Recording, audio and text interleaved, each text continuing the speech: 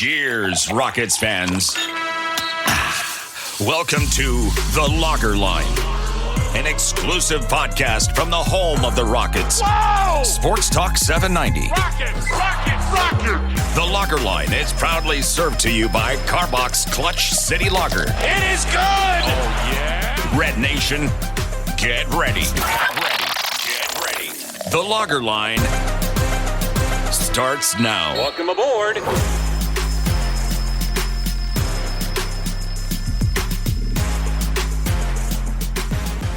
Welcome back to another episode of The Lager Line, brought to you by Clutch City Lager of Carbox Brewing. As always, I'm your host, Ben Dubose, editor of USA Today's Rockets Wire, also a contributor to Sports Talk 790. Today, I'm joined by Dave Hardisty, editor of Clutch Fans, to talk everything going on with the Rockets as we enter June, a very critical month for the franchise given the upcoming draft on June 23rd, 3 weeks from today, as we're recording this on Thursday, June 2nd, and then a week later, the opening of free agency for the 2022 offseason in the NBA. Dave, good afternoon. How are you? Good. How you doing, Ben?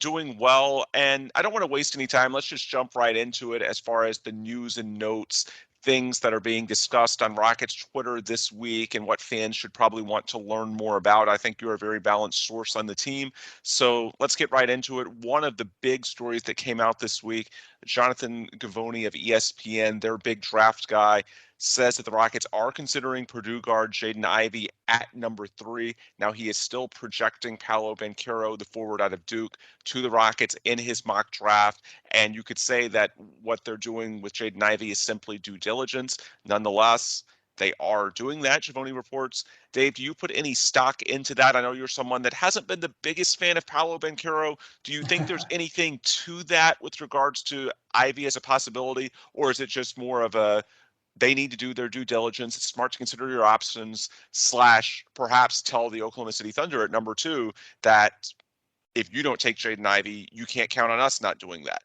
Do you think it's gamesmanship or do you think it's real? I think it's gamesmanship because I feel like this team is looking at the 3 bigs and saying, we're going to take the one that falls. You know, where they rank on, I'm not sure, but I think OKC and Sacramento, OKC at number 2 and Sacramento at number 4, really have the Rockets in a unique situation. It doesn't hurt the Rockets' big picture because they're going to get one of the 3 regardless, but they don't want to put OKC in a power position where if for some reason they do like Ivey, and I don't put a ton of stock in that just yet either, but if they did, they probably could safely trade down to number 4 and let Sacramento pick, of the 2 bigs that would be on the board at number 2. So I think the Rockets are smart to put that out there, let Sacramento and OKC know, hey, don't just think it's a sure thing that we're going to do that. But I do believe the Rockets are going to pick whichever of the 3 bigs is still left on the board at 3. I know on your draft board, you've had Banchero and Ivey ranked fairly similarly in terms of like tiers, right? Yes. I've had Ivey 3 and Banchero 4th. I know that's been, semi-controversial. And, Paolo he's impressive. He's a good player. I like to tell people, hey, I'm extremely high on Dyson Daniels, and I would take Paolo over Dyson Daniels. So it's not like I don't value Paolo at all. It's that I think with his just player type, he, in my opinion, is a 4. He's not a 3. He might be able to play that some, but I don't think his advantage is going to be at the 3. And I just feel like a point power forward, that type of role is, you better be really elite at what you do to succeed there. Ivey, to me, is a question mark as well, but he has, without a doubt, elite speed, elite burst, athleticism. He's definitely a gamer, plays extremely hard. I think it's very close between those 2. I lean a little bit more towards Ivey, but I think if you were looking for fit, I think Paolo would have the edge. One thing that I keep coming back to with Banchero, I did Locked on Rockets yesterday with Jackson Gatlin, and we talked about all of Paolo's positive attributes, the Chris Webber comparison, although not quite that athletic from the 90s in terms of not just scoring on the low block and being able to handle the ball, but also his ability as a passer, as a facilitator, all the different things that he can do. And of course, we've talked a lot about the limitations of Chet with his frame, Jabari Smith with shot creation.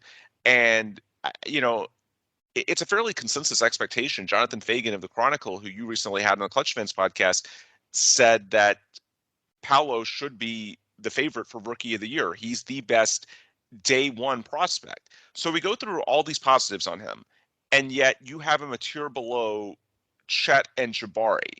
And it's interesting because we can lay out all of these positives, but the one thing that I keep coming back to with, and I don't know if it's so much a concern with Paolo, but a limitation, it's that while he's probably a better switch defender than some give him credit for, he's never going to be a rim protector.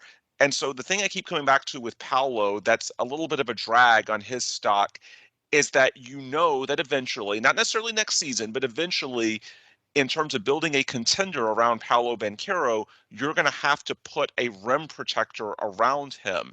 And that's something that with a more two-way player like Jabari or Chet, you have more flexibility with the rest of your roster. Whereas with Paolo, the reason you have these concerns, and with an asset like number 3, you've got to take best player available. But I do think it's fair, some of the talk we've seen on Twitter about how does Paolo fit with Şengün, how does he fit with Christian Wood, because long-term, at some point, you've got to add that rim protector to make it work at a championship level with Paolo Banchero.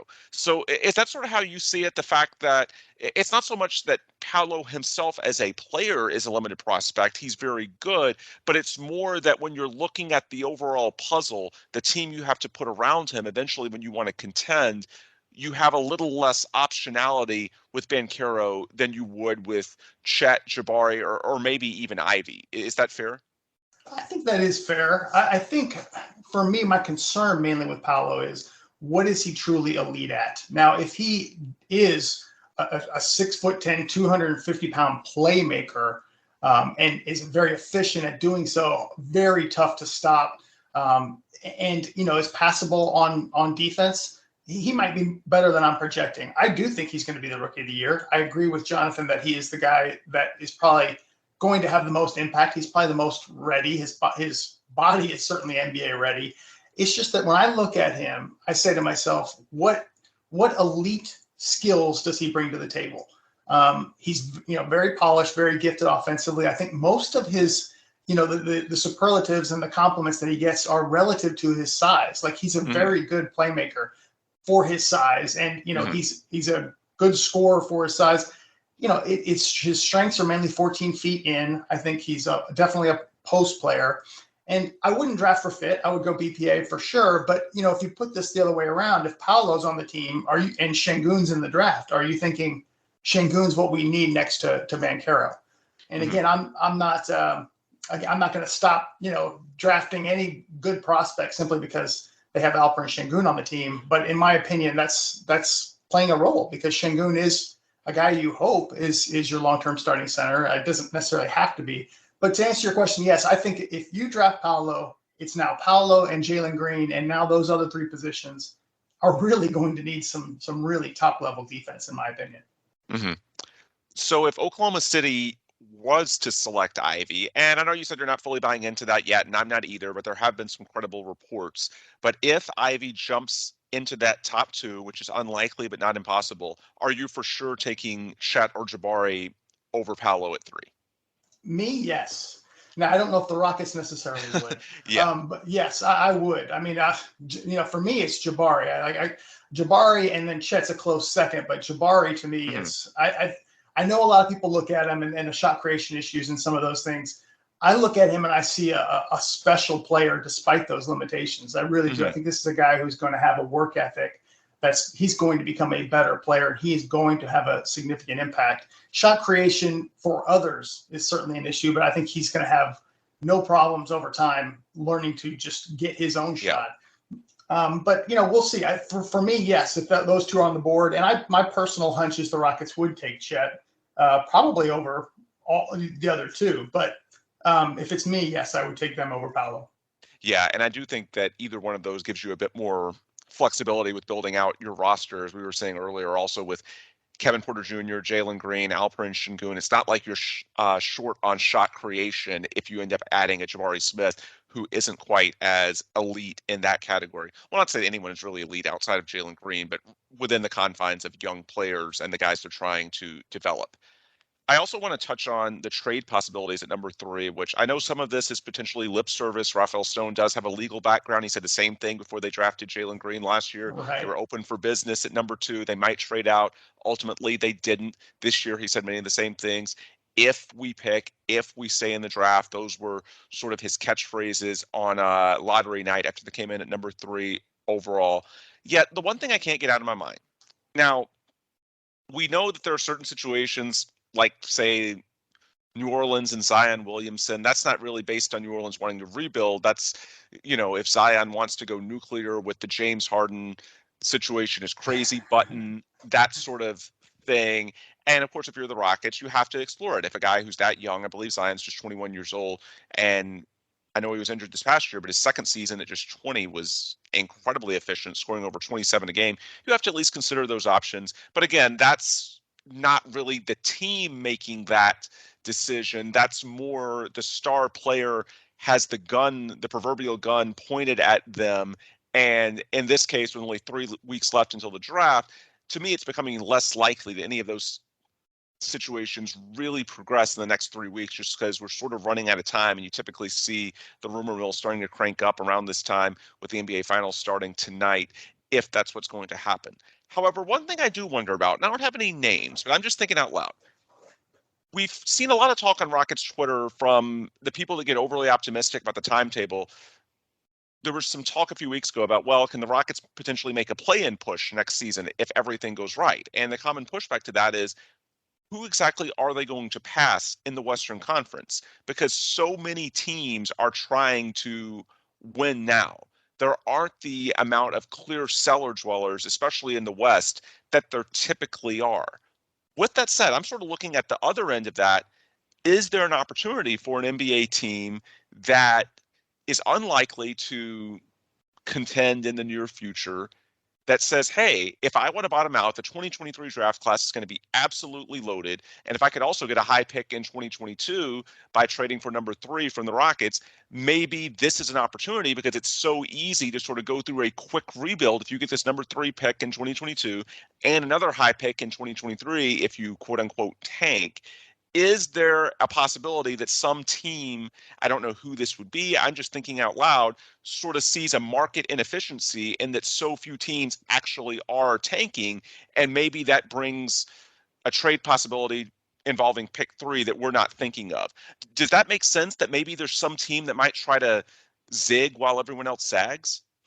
Yeah, I think it's a great point, Ben. I think, as you're describing that, I was thinking about Utah, because, if things don't go right for Utah, they could pack it in, right? They could sell off their pieces and go in a different direction. And we haven't even considered injuries. I think it's going to be very easy this coming season for any team that starts off slow or disappoints or they might just pack it in and go a different route. Kind of like, Portland midseason last year. I mean, Portland had absolutely had expectations to make the playoffs and completely just tore that team down. I think we're going to see that with some teams. And like I said, Utah is the first one that comes to mind. We'll see what they actually end up doing. But I could see that. I mean, I think, when it comes to trading the number 3 pick for the Rockets, it's going to take a lot, in my opinion. It's going to have to be a really good player, like you mentioned, Zion, or, if it's a draft expectation or a draft compensation, like moving to 7, it would have to be something significant from Portland, not just an additional first, because the drop from 3 to 7 is significant. It's not just the 4 picks. So, to me, I think if the Rockets are looking to make any moves at all, it would have to be something that wows them. And as you said, Rafael Stone is going to put it out there that, hey, we're open for business. They're advertising, when the microphone's in front of his face, he's basically advertising, we're going to listen. Somebody may call and throw some incredible offer in front of him. And so, if he doesn't mention that, he may not even get that call. So, we'll see what happens. But in my opinion, it's going to take something pretty significant.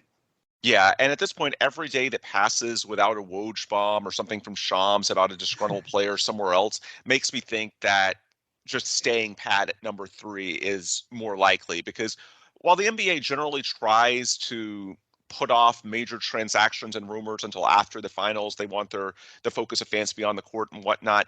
If a player is that big, typically these discussions can't be tabled. For example, in 2019, I believe the Anthony Davis to the Lakers trade broke either during the finals or immediately after. And even if it was immediately after, of course, we knew about the talks during the finals. And with the draft only 3 weeks away, it's not like you can reasonably get something to come together in a matter of just 24 to 48 hours. It's going to have to be something that's in the works. And typically, if it's involving a big name player, I don't want to say it's impossible at this point, but now that the calendar is in June, I'm becoming a little more skeptical by the day. Like I said, logically, I can see it, but in terms of the practicality of it, it's one of those things. If it's going to happen, I feel like, the next few days, the next 7 to 10 days is sort of pivotal. I don't think it's going to come out of the blue on draft week. I think you'd start to hear whispers sooner rather than later.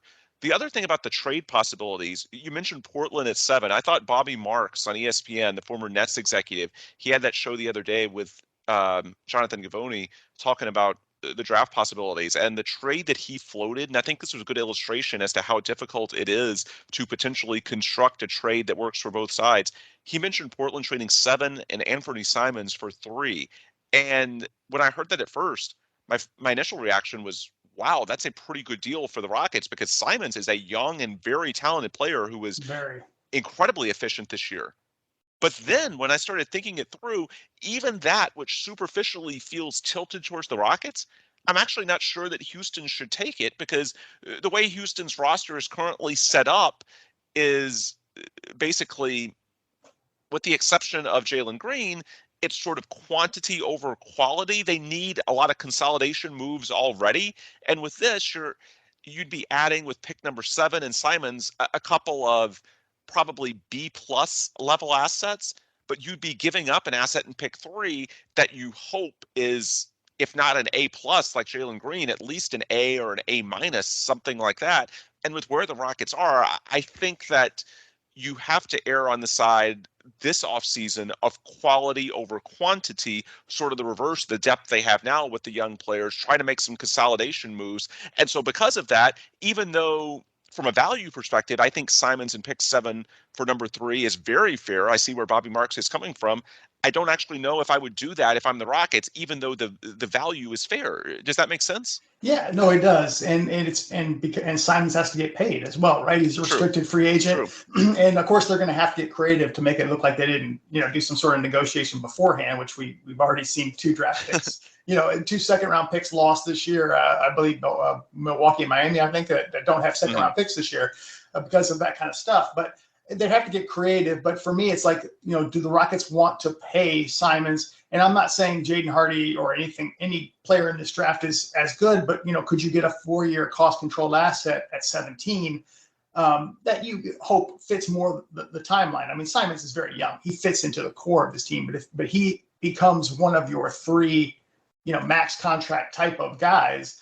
That makes it a little bit tougher. And, it's interesting you bring up Marks, what he said, because Gavoni also had some comments, and he said that there were some teams, even though most had Jabari and Chet 1 and 2, there were some teams in the NBA, or there are, that have Paolo number 1.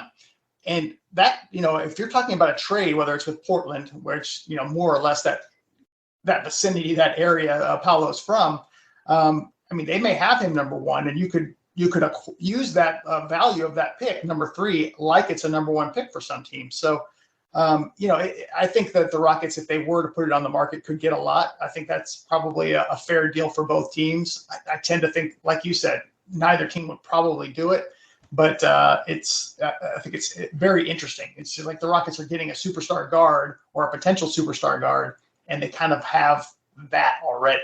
Mm-hmm.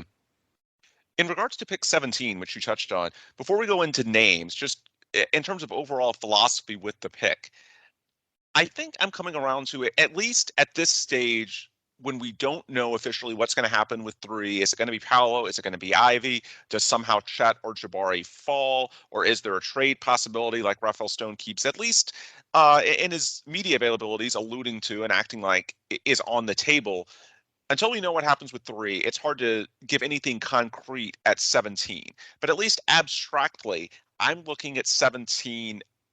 Not going to say it's all about fit, but more about fit than at 3. Because with an asset like 3, you've got to take best player available. That's where you need, as we said earlier, that if not A+, at least an A-, A level asset, a potential all-star piece, and you worry about the rest later. If you think Jaden Ivey is the guy, you don't not take him because of your current flyer on Kevin Porter Jr., that type of thing. You have to do what's best.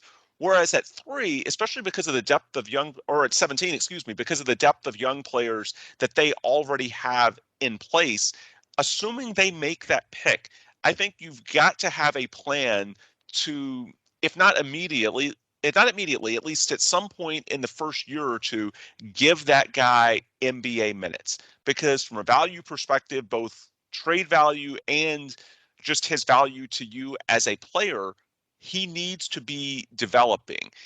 If you draft a player and then just stash him in the G League indefinitely, it's sort of like a new car that's been driven off the lot. Even if there aren't that many miles on it, it's just not going to have the same value as the pick did abstractly, or that the player did even in Summer League. We think back to the whole Ron Artest deal involving Dante Green after the 2009 Summer League. You've got to strike while the iron is hot, whether you keep the guy, you trade them, whatever the scenario may be. And where I'm going with that is, at least the way it stands now, I'm drawn a lot to the more versatile guys like Tari Eason, Beauchamp, guys that can play a lot of different positions. Because let's say you look at a guy like Ty Washington. I'm not saying I dislike him as a player, but there's probably only one place that he can play. The same goes with Kennedy Chandler. And they already have Daishawn Nix as a backup point guard. We heard from Jonathan Fagan on your recent podcast with him that they view him as a first round, perhaps even a lottery level talent, the Rockets do. So, and he had a very positive year in the G League. So you have to think he's going to get minutes next year. And so if you're trying to get Knicks minutes and Kevin Porter Jr. is your starter at point guard, and this is all assuming they don't take Jaden Ivey, then I don't know where Ty Washington plays. And even if he plays well in the G League, that asset is going to depreciate in value. Whereas a guy like Eason, Beauchamp, maybe if you get lucky and Mark Williams falls, we talked about if you draft Paolo, you're going to need some rim protection. Maybe not immediately, but at some point in the equation over the next few years as you build out your contender. It's just at 17, you need someone that has a path to playing time so that they can develop or maintain their value. Is that a reasonable way to look at this? That even though, you're always going to take the best player in an abstract sense, if it's close with 17, you have to think a little bit more about how can this guy potentially make sense for me? And this is a Rockets team that's already pretty deep from a depth perspective.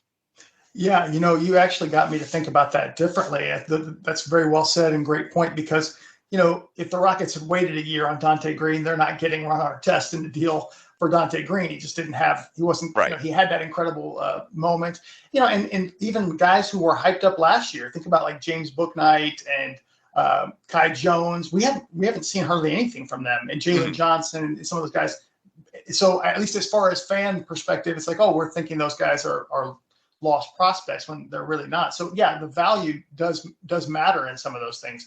And it's funny because I do have that sort of strict BPA philosophy, but I did notice that when it became clear the Rockets were taking Paolo at third, or at least it looks that way from the lay of the land, it changed my board a little bit as far as Rockets, like who I think is really important.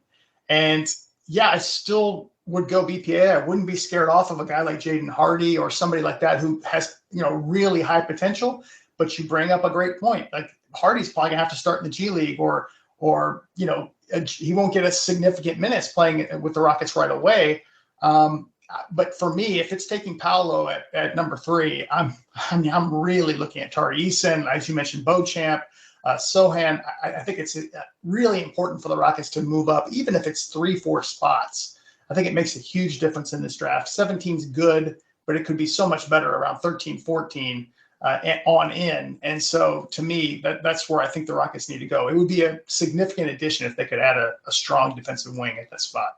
Yeah, especially if your two foundation pieces in this hypothetical are Jalen Green and Paolo Banchero, who both, at least at a minimum, have questions on the defensive side of the ball. And I think we should also point out, this is when you potentially use some of those future draft assets that we know what they've got from Brooklyn. They've also got the Milwaukee pick next year. We've talked so much about the war chest that Rafael Stone has built up the next few years. At some point, you're going to have to consolidate those assets. And if you have to move one of those to get up to 12 or 13 to get the guy you're most comfortable with, I think you've got to do it the same way you packaged the 2 protected future first to get Şengün last year. If you believe in a guy, this is not the time to be stingy, right? You've got to, if you're looking at this objectively, I think it's probably more likely that they move up from 17 than they move down, right?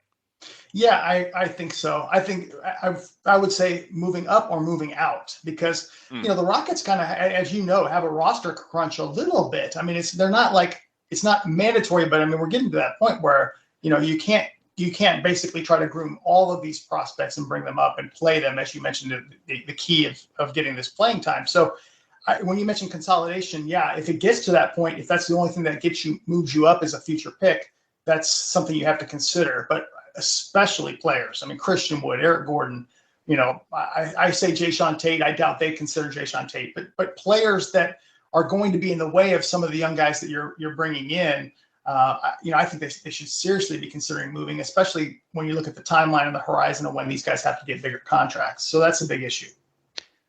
You mentioned before the trade deadline, and we'll segue to players in the current roster. You mentioned Eric Gordon. You mentioned Christian Wood. I remember you saying in February there was a bit of a referendum on whether the Rockets would move Gordon, and ultimately they did not. And part of the criteria from the perspective of Rockets GM Rafael Stone was that, at least according to the reporting in the Houston Chronicle, they didn't want a late first-round pick in the short term, especially not 2022, which speaks to some of the issues that you were just saying. The roster's already deep enough with young prospects that what the path is to minutes in the short term is a part of the equation. And so, again, it goes back to that theme we've said throughout of quality over quantity with the roster as deep as it is already. So in regards to what that means for a guy like Gordon, we heard earlier this week from Kelly Iko of The Athletic that Gordon is back healthy, and at this point they're looking at him as a probable starter for this year's team. To me, after the deadline passed, I won't say that I'm less optimistic on Wood being traded, because I think there's some market considerations there, and he's going into the last year of his contract. But Eric Gordon at 33 years old, and there is a potential second year to that contract if the Rockets want to keep him around. To me, it's sort of like if a team didn't meet the asking price for the Rockets on Gordon in February, I don't know why that's magically going to change this offseason.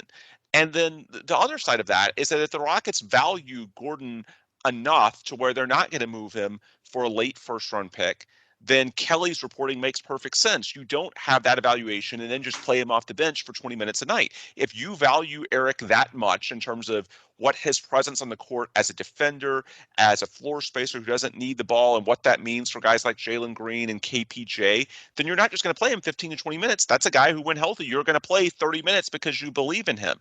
So I'm just sort of at the point where I'm not necessarily saying a Gordon trade is impossible, but at this point, I feel like from the perspective of other teams, if they weren't going to give that in February, I don't know why they give it now. And from the perspective of the Rockets, if he's on the roster, he's almost certainly going to play. So based on the current landscape, I'm just sort of penciling Eric Gordon into the lineup and expecting 30 minutes a game until I'm, unless I'm told otherwise. Is that where you are?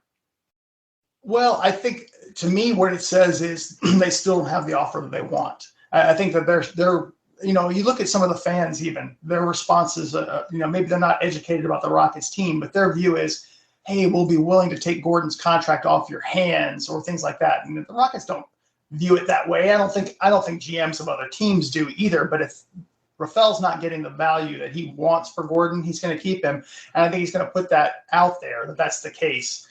Because the Rockets kind of look, I don't want to say desperate, but it just doesn't fit their timeline, doesn't fit their direction. So he wants to get the legit value. I mean, you look at what he got for PJ Tucker, I thought it was a pretty good trade for the Rockets. So I think it tells me that he's just not quite getting the offers that he wants. I mean, I'm sure right now he could probably trade Eric Gordon to Philly to Daryl Morey easily for like Danny Green and the 23rd pick of this draft. But I don't think he wants that. I think a lot of teams, in the 20s right now in this draft are maybe wanting out even as well. I mean, there's some good players there, but I think that you're going to see enough teams with excess picks that some of these picks are going to be sold off. And so I think their whole philosophy is if we don't have a plan for that pick to use it, we don't necessarily want it. We'd rather have a future pick. And maybe he just hasn't had that offer yet for Gordon. Because to me, it's kind of past time. I mean, they had a chance to maybe get a Ricky Rubio expiring contract or Goran Dragic expiring contract and have that off the books plus a first, and they still didn't do it. So I think they're looking for a future first and, basically some sort of player that maybe is a younger vet that isn't necessarily great but can play on the team, or just some sort of cap relief. But they need a future first, in my opinion, for Gordon. Yeah, and probably one that's a little further off in the future than one that's late in 2022, right? Yeah, exactly. And when I say future first, I mean 23 and beyond. I mean, It's going to be tough to. I look at Brooklyn, to be honest, not necessarily for Gordon, but Brooklyn's got that 2023 Philly pick, and I think it's more unprotected, more valuable than some people think. And that could be one for the Rockets to acquire. So you never know, but I think that's probably what he's aiming for. He kind of takes it like, if I'm the other team and I'm looking at that deal, is that a steal of a deal to get Eric Gordon if I'm in a contending situation? And if he puts himself in the shoes of the other team's GM and he likes that deal for them, he's not going to do it. He's looking for the best value for Gordon.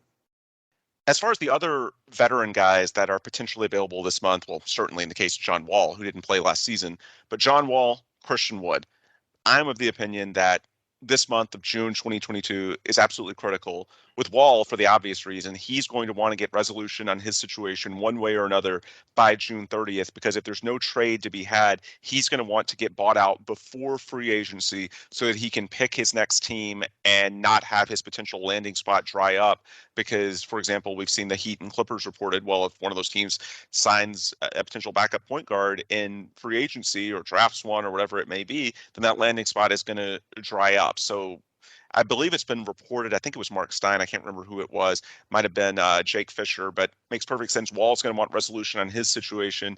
And then the other one is Christian Wood, not the same because clearly he played last season. But I think the Rockets have every incentive to try and push one way or another for some resolution on the Wood situation by around the draft, because we saw at the trade deadline, Rafael Stone is not going to trade Christian Wood just to trade him. He has a price. In some ways, it's similar to Gordon. Now, I think there's a greater incentive to move Wood because at his age, he's a greater flight risk next summer when he becomes a free agent. Potentially, there's some fit issues in terms of minutes for Şengün, how it plays with a front court featuring Paolo Banchero as well. There's additional concerns with Wood that aren't there with Gordon, both age and playing style-wise. But I also think just in terms of the market, if you get a deal done by the draft, then you're probably getting something closer to peak value because that team clearly wants Christian Wood and that they are making him more of a priority than whoever's available in free agency.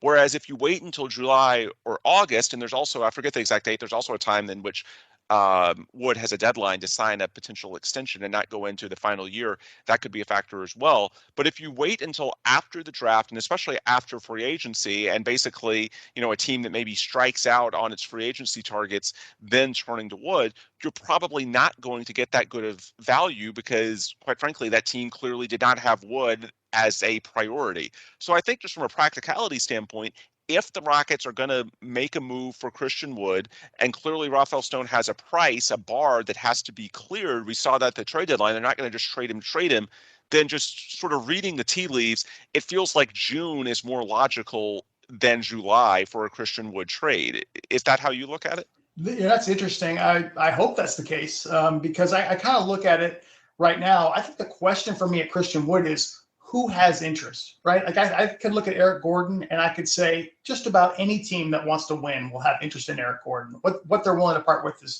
is hard to say. But, I think Jonathan Fagan had a really good point when he kind of said, it's tough for teams to change their view of a player. And, when Christian Wood came out of the draft, there was kind of that negative view. Now he's a much better player than he was then, and he's worked his way up. But, there's been some knocks on him, some question marks. And so who's willing – a lot of teams would take him on their team, but who's willing to give up a significant asset for him? That's the big question that I have, because I look at Charlotte right now with 13 and 15, and it just feels like a very easy trade to make. They've got the pieces to make. Seems like they would be interested. But up to this point, they haven't been. So we'll see. We'll find out. But for me and Christian Wood, I agree with you on the timing, but I just more want to know who is significantly interested. I feel like the Lakers could be a great team to trade for Christian Wood, possibly the Nets. There's a few other teams that are kind of in the maybe department, but it's just hard to see which team has a significant asset to give up and also desires him at that level. Yeah. The Lakers in particular are interesting to me because potentially you could do something combining Christian Wood and John Wall and get the kind of asset that clearly the Lakers aren't willing to give up just to have, the John Wall for Russell Westbrook plus a first, which would be a dream scenario with the Rockets buying out Westbrook. But we talked about that prior to the deadline. And as I've said since, if the Lakers weren't willing to do that in February, there's no reason to think back then they could have had Wall for 2 playoff runs to think that they'd suddenly do an about face and then do the same thing with only having Wall for 1 playoff run. That just doesn't make sense. So maybe, you would have to structurally change the offer, and maybe combining Wood and Wall gives you something that Wall alone couldn't from a Lakers perspective. I'm intrigued by that. The other thing I want to sorry, go ahead. I was going to say that's absolutely right. I think you have to change it up. I mean, you have to give Rob Pelinka some sort of out here, because if he was to do a Wall for Westbrook swap that included a pick, and he could have done it last year and maybe salvaged their season, maybe not, he would get a lot of criticism. So I'm with you. I think the Rockets have to sweeten it a little bit. Maybe a little bit more comes back somehow. But up to this point, and we talk about media and how the teams kind of leverage these reports. I'm not saying the media is in on it, but these teams leak out certain things. I mean, the Lakers are leaking something about Russell Westbrook every single day. And, every single day it's coming out, we are not giving up a first round pick. And it's like, well, good luck trying to move him. So I agree, though, that's a team that if the Lakers picked up the phone and called the Rockets, they could probably make a deal pretty easily, because I think Rafael would do something like that. I want to ask you about potential 2022 free agency. I think the odds-on favorite scenario is that it's relatively quiet and the Rockets keep towards the 2023 offseason, keep on a path towards that being the pivot point. We've talked about that for a while. You have one more year in which you're bad. You get another high pick and what should be a loaded 2023 draft class. Then you have, at the moment, you have John Wall, Christian Wood, Eric Gordon, all of those big contracts potentially coming off the books after this coming season. Also, that 2023 to 2024 year is when your pick obligations to OKC come back into play. So the most linear timetable, it's been pointed out by fans for a while, is using one more season, 2022 to 2023, to be bad, and then in the 2023 offseason, make the pivot to trying to put, if not a contender, at least a winning team on the floor, make a play-in / late play-in push or late playoff push for that next season, and then by the middle part of the decade, hopefully make your ascent into legitimate contention in the Western Conference. I know that's sort of the perfect timeline from the perspective of not just the money, the way it's lined up right now, but also maximizing your potential draft haul in this window where there aren't any obligations to OKC.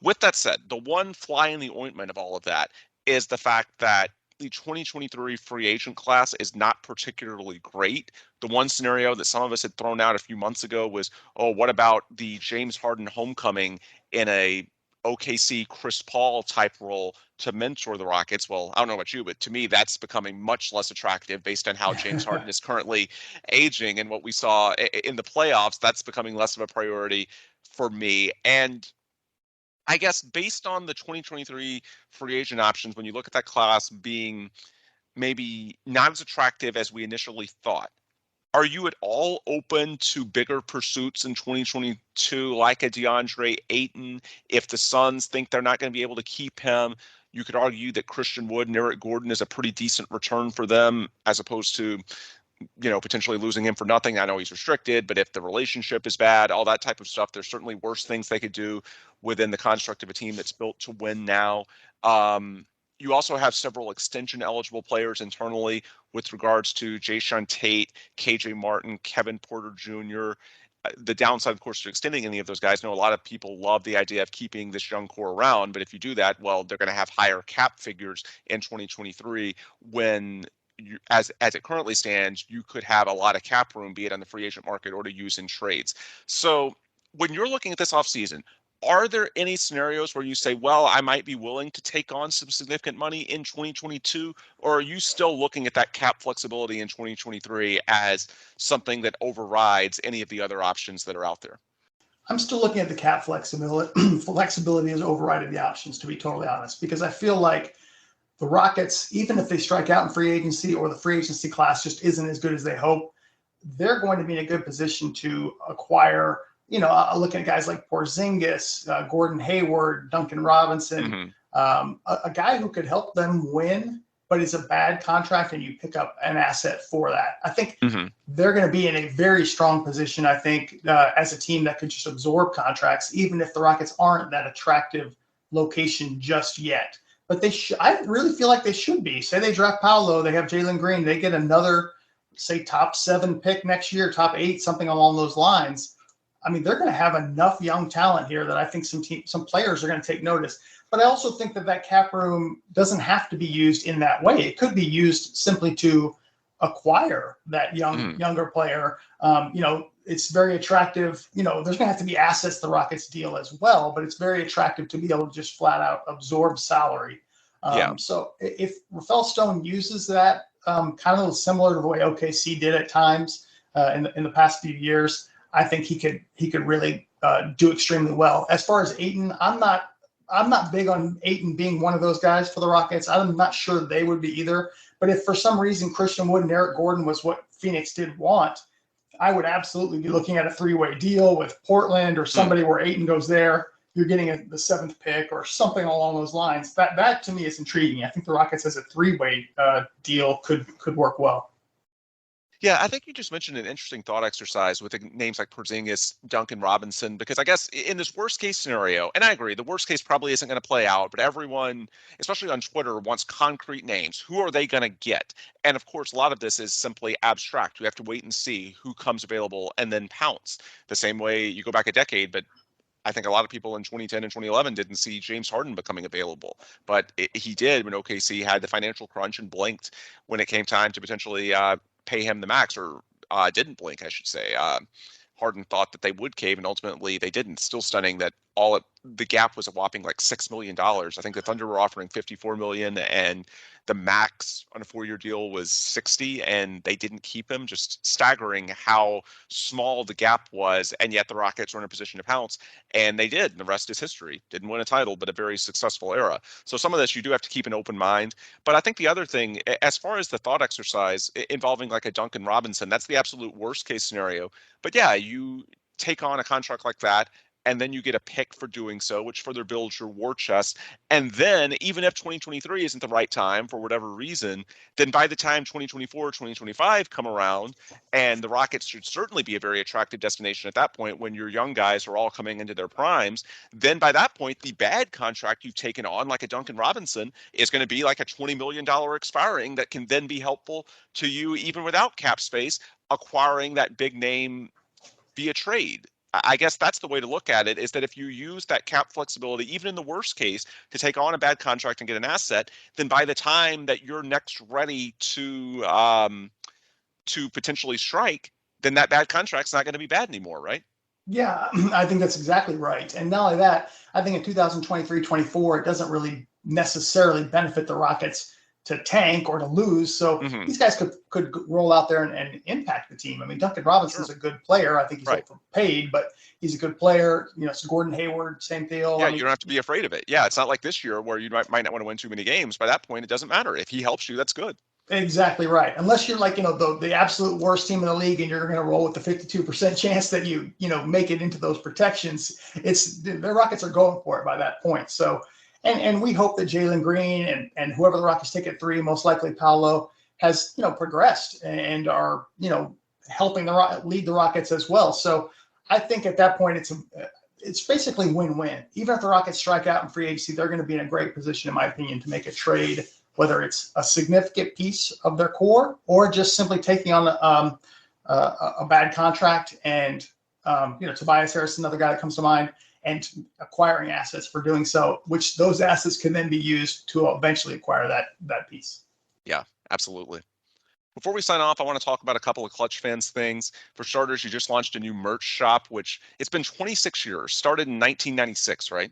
That's right. And it took us until 2022 to get merchandise. So there should be some pent up demand, a lot of good stuff. I believe it's what is it? shop.clutchfans.net. Is that the URL? That's right, man. I appreciate that. So yeah, you got a lot of interesting stuff, both from a basketball and a baseball perspective, tying into Houston sports. The most interesting thing in there, though, because it extends beyond Houston, is your line of Bleep Scott Foster merchandise, which comes in not just Rockets colors for those thinking back to 2018 Game 7 of the Western Conference Finals, but also many other teams that rightfully have beef with Scott Foster. So where did you get the inspiration from that? Not just for the Rockets, but for the league as a whole, for you to be the guy to utilize and channel fans' frustration with Scott Foster? Well, it's funny. It's been 4 years since that moment with the Rockets, and we still talk about it. I mean, Scott Foster is literally probably the most hated referee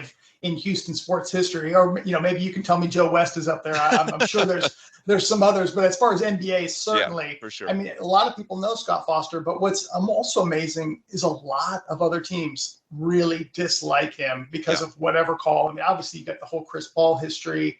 It's funny, even though it was advantageous for the Rockets to the Warriors in that Rockets series, the Warriors had a big beef with him in the past, but before that. So it's just been, there's certainly some teams that really despise Scott Foster's kind of ability to, make the game about him, but it's just a little way of having fun with it. The extender, if you will. That's exactly right. I love that nickname that's come out for him. The other thing that you guys have done lately, and I know you may be doing some stuff with the draft this month, is the Twitter Spaces. And one thing that I've always admired about you, you have always been ahead of the curve. I think in regards to your contributions to Houston sports media and Rockets media, what you have provided more than anything else is an ability, and I'm not sure where it comes from, but it works, to sort of see the trends in advance. In 1996, there were very few fan forums. When that got started in the late 90s, that was a new thing. There was no Reddit. You were one of the first concentrated fan communities on the internet. I remember signing up for the first time in January 2000 because, fittingly, I was enraged after, forget even what it was, but I was enraged after a bad call. So That doesn't sound like you, Ben. I know. So I lurked for a while and then had to make an account to whine about whatever the 2000 version of Scott Foster was. But you saw that trend a few years earlier. Then, you hopped on Twitter early in 2008, 2009. You were the first really big accounts covering the Rockets back then, before it became what it is now in terms of the place for news consumption. Another big thing that happened for you was getting credentialed by the Rockets from a media perspective. You were one of the first, especially here in Houston, fan bloggers to get that. I know you had to work a lot behind the scenes, and that really helped you in terms of the quality of content that you provide and the link between the fans and the team. And since then, it's become much more commonplace, not just in Houston, but around the NBA. Accounts like Clutch Fans do get credentialed, and it adds to their value. And of course, teams see the value that sites like Clutch Fans provide to them as well. So I think that's part of it. But before you could get to that point, people like you had to make the case to them for why this is the future, why this is important. You did that successfully. And now, of course, you're one of the first big accounts that I've seen really diving into the Twitter Spaces. Certainly, we've seen some of the kids on Rockets Twitter do that for a few months, but you're one of the first bigger veteran accounts, I would say, to lean into it. And to me, it just it's emblematic of your career, in which I would say your defining characteristic is that you're ahead of your time in terms of seeing what's on the horizon and what the next move is going to be. So I guess in regards to Twitter Spaces, number one, why do you believe in it so much, as far as, the 2020s, that being potentially the next frontier? And then secondly, what are some of the things that you have coming up in that regard? Well, dang, Ben, I got to play that every morning now as positive affirmation. That was, I appreciate that. Thank you. As far as Twitter Spaces, I just, it was sort of like a way to do a live pod, and that's kind of what I first got started with it.